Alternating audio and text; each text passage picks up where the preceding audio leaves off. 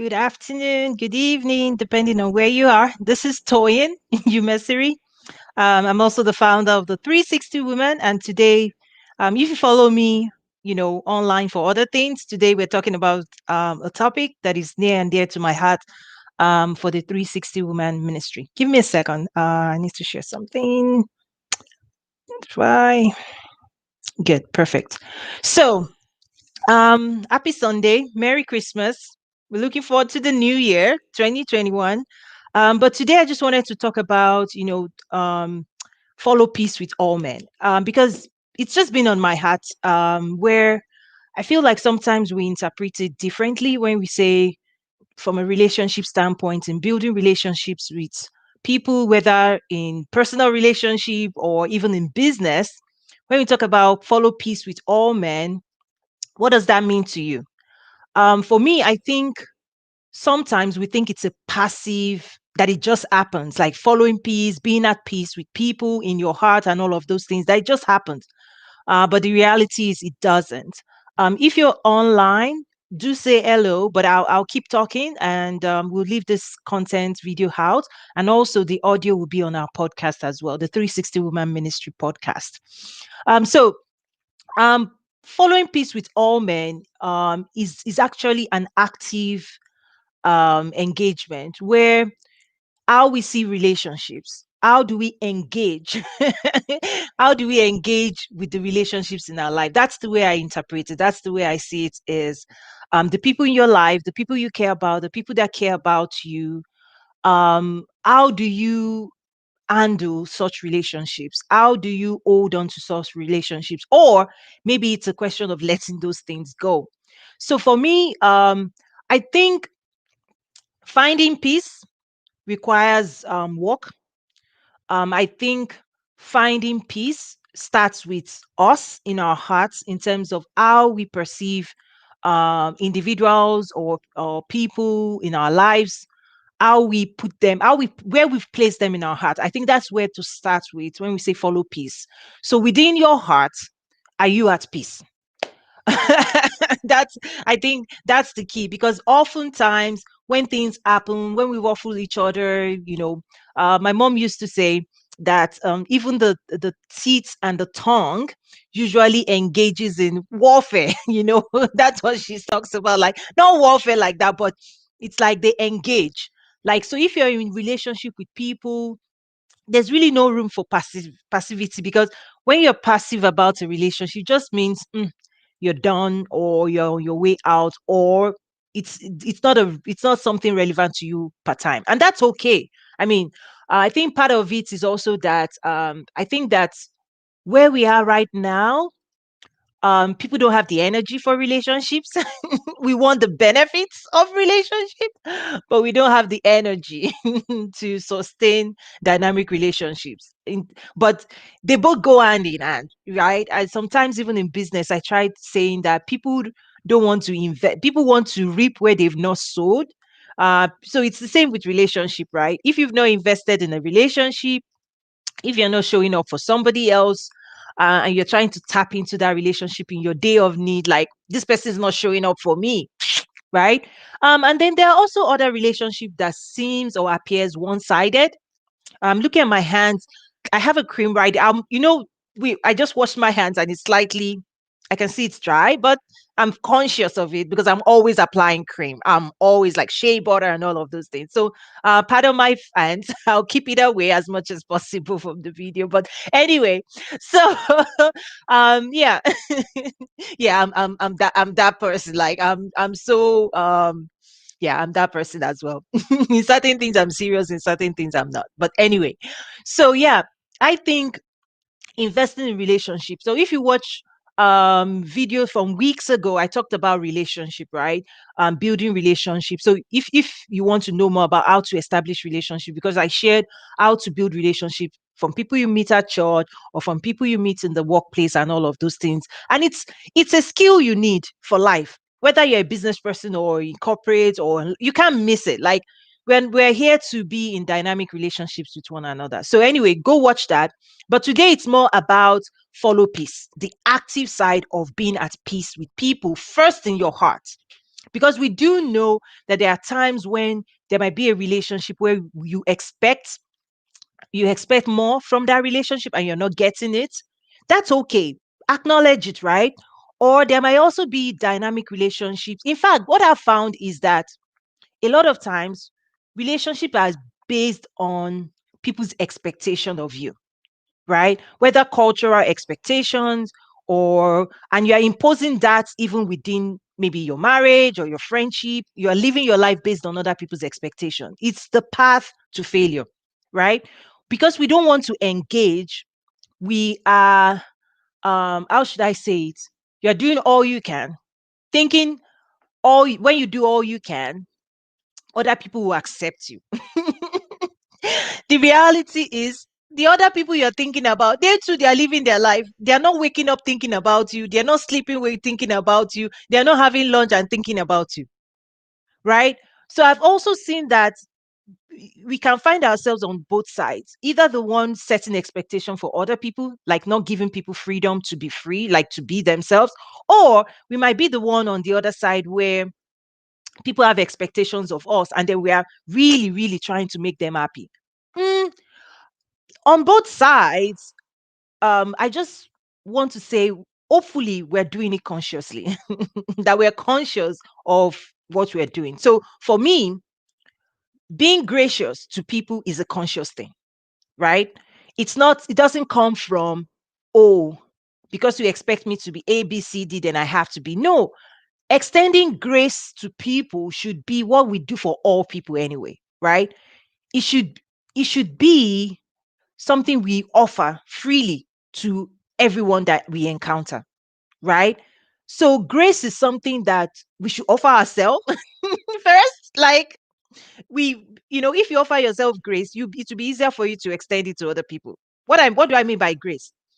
Knowing how flawed you are, knowing how flawed I am, would also help me when I'm relating to other people in their own flaw, when they make their own mistakes. But when you don't acknowledge, when you think you're perfect, maybe some people are, but I'm not. I've made my own fair share of, stuff. So when I offer myself grace, then I'm able to extend and give room for other people to, be human. That's what it means to be human. One other thing I feel we can do is that in our hearts, we can actually make sure that in our engagements with people around us, we always come from a place of no harm, even though sometimes our actions may be misread or our words, we may say the wrong thing at the wrong time. I've done that. Meaning not conscious of what people are going through and you just come in and you're but if you're investing in relationship, you should also know, like, that person should know you enough that you're not coming from a place of maliciousness or anything like that. That way, even in your innocence, when you say things you shouldn't say, you will give room enough that that person can message back to you and say, hey, what you said, even though I know you may not have realized it, this is how it came across. And then you can respond with, oops, I'm sorry, that's not my intention. Which, it sounds easy, right? Right? But it's not. It's not. It's not easy to get to that place. But that's something I have had to work on over the years as I've matured, is realizing, how do we create such spaces and dynamic relationships with people that have depth? I'm not saying surface, and we create a space where we're engaging from a place of love, right? The person actually knows you mean them no harm, and that person means you no harm. So if something happens in that dynamic, you've built it in such a way that you can approach that person. What I have found, okay, that would be, in my mind, the ideal, or what we should be striving for. It's not always perfect, but that's what I strive for. Is that when I engage with people, I show up as I am, and I expect the other people to show up as they are, and to know that we care about each other, but give room. We can give each other room. But this is what I have found, is that for some reason or the other, part of it is that maybe we've not worked on our it requires a lot of uh, it requires for us to have worked on on ourselves, for us to be able to engage face to face um with reality reality of relationships, whether in marriage or anything. This is what I'm finding that is happening, whether in marriage, anywhere, is that we're hiding our true what's all actually going on in our hearts. We're hiding it because we don't want to ruffle. We want things to just be at peace. But what also happens over time, if you don't let those things out, is over time, one day you will explode. You will. It's it's it's it's what happens when they say, you're in a marriage, everything is fine, quote and unquote, and then you wake up one day at a certain age, and you're like, you know what? No, it's not working for me anymore. And then the other person is so shocked because you've painted a picture for 10, 20, whatever years that you are cool, that this is good. So when you change your mind, the person doesn't know that you've not been happy. So that's something I say, is that this is your life as well. Like, this is my life, this is your life, right? How do you acknowledge your heart's desire and then find ways to say, this is what I would love to see, this is where there are shortcomings, where can we meet, and let it be a constant thing that you're always engaging, and so that when you change, because the people we marry, or okay, the person married and the person we marry, they were not the same people 20 years after. You've grown, and in your growth process, your needs, your likes would change, right? So we need to give people room. In fact, one of the things I've found is that it's actually easier. Maybe, I mean, this is just me. This is how I process. I think it's actually easier for parents to let their kids grow up than for siblings to let their other sibling grow up or other relationship. Like, parents already come into this world with I mean, most parents know that as I'm having a baby, this baby is right here. This baby is going to grow, toddler, teenage. At some point, this person is going to leave the nest. So in a way, they are prepared for your growth process. But guess who is not prepared? Your spouse, your brother, sister. They still want to see you as the baby they were rubbing their head. No, no. So that's something I'm saying, that even following peace with all men means giving people room to make mistakes and to grow. That's something I feel as parents I'm trying to do, create that space. But obviously, the role of a parent is different depending on what age those kids are. But also in our dynamic relationships that we have with people. Because the reason this is so important, because if you're wondering why should I bother, is that even from a faith standpoint, there are some blessings in life you're going to receive that is actually going to be delivered to you through somebody else. And the moment you don't repair relationships, you've automatically eliminated the ability to receive that gift. That's why I think we need to work on relationships. And I've seen it, or maybe relationships where I made a mistake and the person's like, you know what? I'm done with you. Let me put you in your place. We are not this. I'm like, okay, I'm sorry. I'll mind, that's what happens. And on both ways, right? When we don't give people room to say something in the wrong way, but at least if this person is not malicious, that's the key. I think if we know that this person doesn't know, sometimes we say, oh, this person should know better. But the reality is, do we always know better? No. For me, I don't always know better.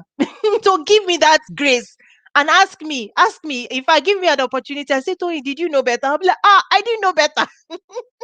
And those are the relationships I've enjoyed before. I remember, one of my brothers, one time, I don't know if it's text or something, it was maybe 3 a.m.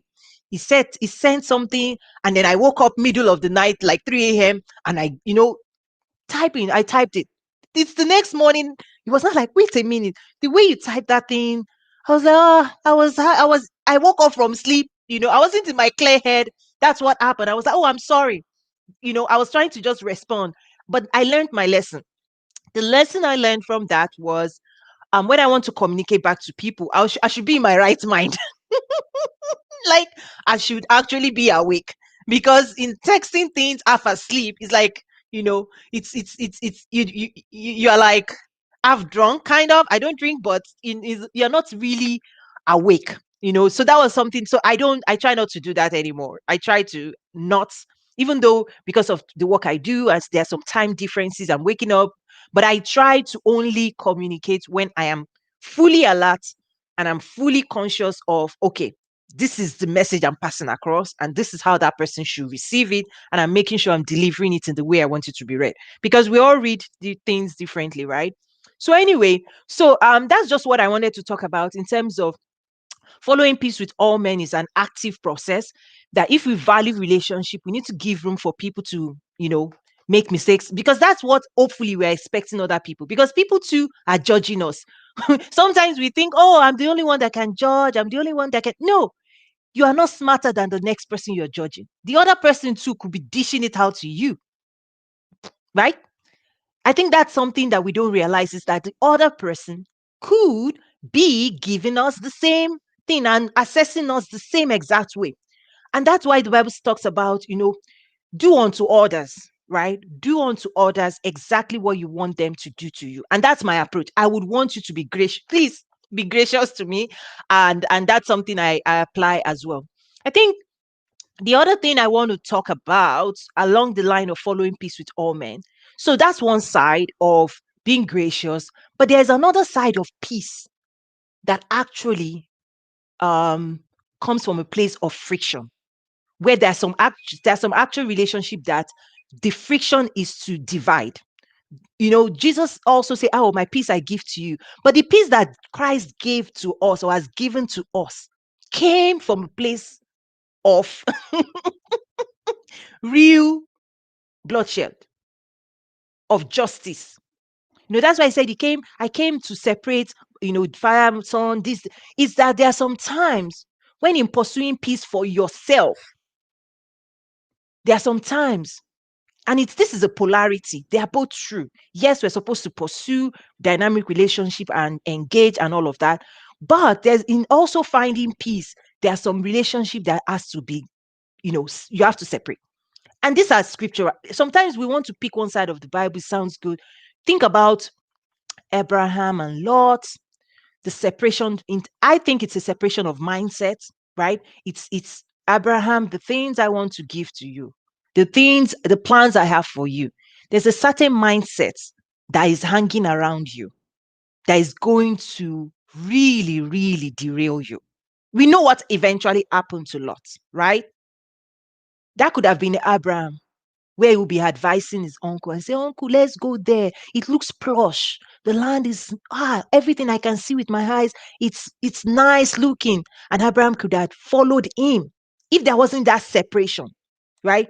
If Abraham decided that he wasn't ready to sever that relationship, and guess what? Relationship with sever doesn't mean we love them less. Because remember, it was that same uncle that separated with him. He did it out of grace. Like, you pick first, pick the land, you pick first.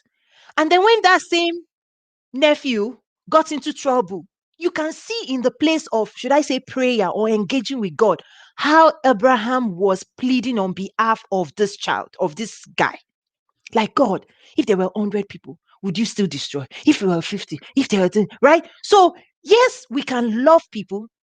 We can love them with all of our hearts. We can care for them. In fact, Abraham cared enough that even though the land is his, he said, "You pick first. You pick whatever you pick, and whatever is left, I'll work with me and my God will work it out." Right? Abraham picked first, and Lot's gluttony, glutton, like, whoa, he picked he picked the land, and that land led to his destruction, which I believe that's what God was preventing Abraham from going. So there are certain mindsets that you're trying to marry yourself to. Yesterday on Instagram, somebody was saying women, this, marriage. I'm like, as a woman, if you know who you are, and you know that there's a calling and a destiny for you, you're going to have certain questions of the man you're trying to hook yourself to. Because that mindset could keep you and could cage you could cage your destiny, could cage your future, and you are locked in.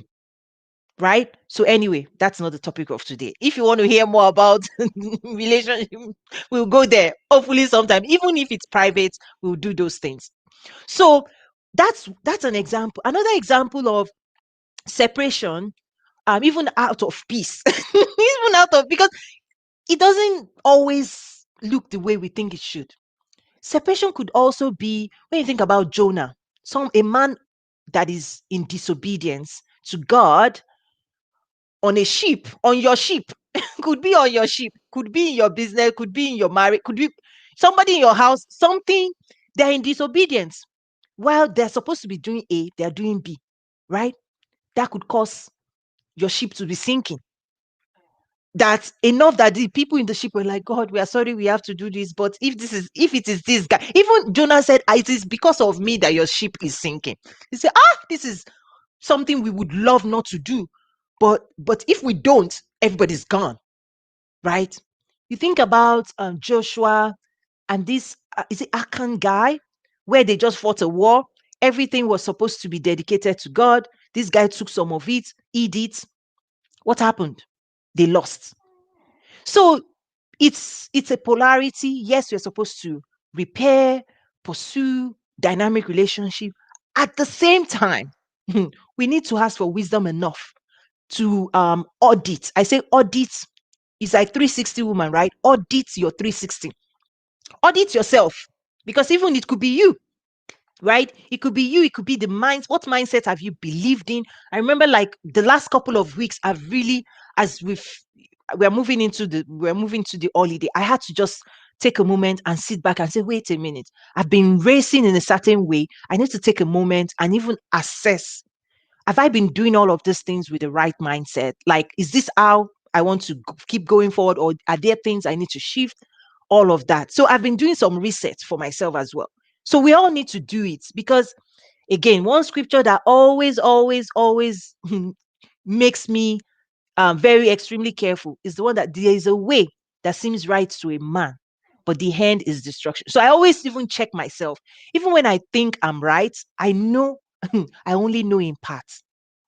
So I even cautiously move, because I may be in my consciousness thinking I'm doing the right thing, but long term effects, you really don't know. And I've seen that. So I've learned a lot from that. So, anyway, that's what I wanted to share with you. The two extremes of finding peace with yourself in your heart may mean that you extend grace to people, because when you have expectations of people, that's when they fall short of your expectation. And because they've fallen short of your expectation, you are mad at them.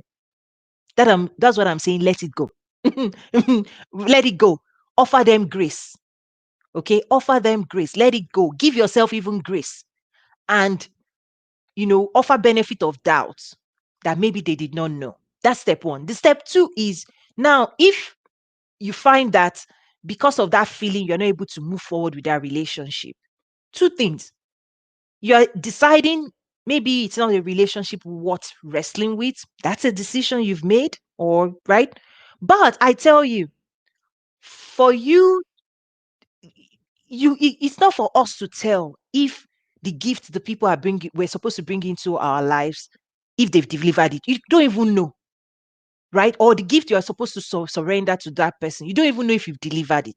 But because we've put up this wall, like, I can't deal. This person says this to me, and this was rude, was that. That's okay. Just know the same way you are pulling a wall, not only are you keeping that person out, whatever they were supposed to deliver to you or you to them, you've also blocked it. And that's something that may I don't want to be that. So I maybe practical things you could do. I remember there was one really dynamic relationship where I just wrestled and wrestled, and I found myself I stayed trying to figure, okay, what's going on? What, I can't really put my hand on it. And then I just prayed and prayed. And I remember one day I was at church, it was during worship and all that. And then I just felt like pray for and I prayed for the person, pray for the family, pray for this, pray. And from then I'm like, you know what? And nothing really changed. But what changed in my heart is I'm at peace. I'm at peace. Wherever this person wants to drive the relationship, it's on them now. I am open. I'm free. I love them. I love everything about them. I have nothing, no hidden agenda, no negative feeling. I love whenever that person's thoughts comes to it comes from a place of warmth. I have warm feeling towards that person, and that's what I want to keep on projecting. But on their own side, they have to wrestle with whatever it is I have done or said. And when they are ready, we can always engage. But that's also something you can't control other people, but at least at a minimum, let's find peace in our hearts towards people, towards relationship, and let's open ourselves up to be a gift to them. And hopefully they can also be a gift to us in the future. What other practical just think no I've been on all sides of severe relationships where but I've been the one. My whole self is my immature self has handled it wrong. I'm learning. I'm learning every day, and I just want people to say this is conscious. No, we are not. Nobody knows how to handle this thing. These are delicate, very delicate, extremely delicate matters, right? Relationships, even in business. Okay, let me end with. I'm looking at time.